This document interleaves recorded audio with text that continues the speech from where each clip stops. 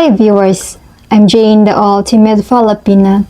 Today's episode focuses on the Thailand 7.7 magnitude earthquake and how many foreigners are leaving Thailand and returning to the USA or other home countries.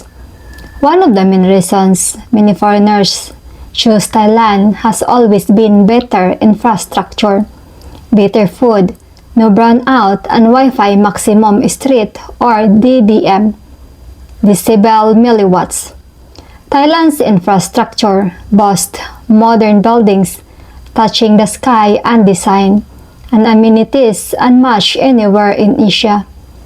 Due to the fact that the high magnitude earthquake epicenter was in Myanmar, its epic magnitude extended the fault line to the Thai capital, Bangkok, which sits more than 1,000 km or 621 miles from the epicenter of Friday's earthquake, and an unfinished high-rise building in the city was collapsed by it.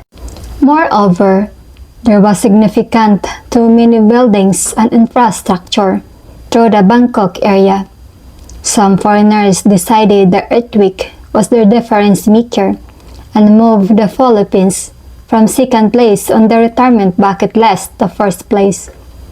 The shock and awe of the earthquake really had foreigners scrambling to safety and worried about aftershocks and the vulnerability and dangers of high-rise condo living.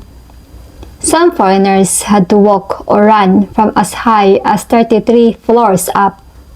If they stay, and their condos are inspected and considered suitable and safe for returning, they want lower floors. Many locals and foreigners did not return to their condos or homes and stayed outside all night or went to other cities. The Philippines are home to about 30 active fault systems where earthquakes may develop. The top 5 active primary fault zones in the Philippines include the West Panay Fault, the West Valley Fault Line, the East Valley Fault Line, the Surigao Fault Line, and the Baguio. So there is no guarantee you can avoid an earthquake in the Philippines. There are dangers and natural disasters throughout the world, and the Philippines and Thailand are no different or exemption. However, regardless of what, why, when, and if foreigner made the decision to move to the Philippines, you will be welcomed with love, respect, appreciation, and smiles, and definitely open English-speaking communications. I'm Jane, the Ultimate Filipina, wishing you an ultimate day, an ultimate life in the Philippines. Take care. Bye.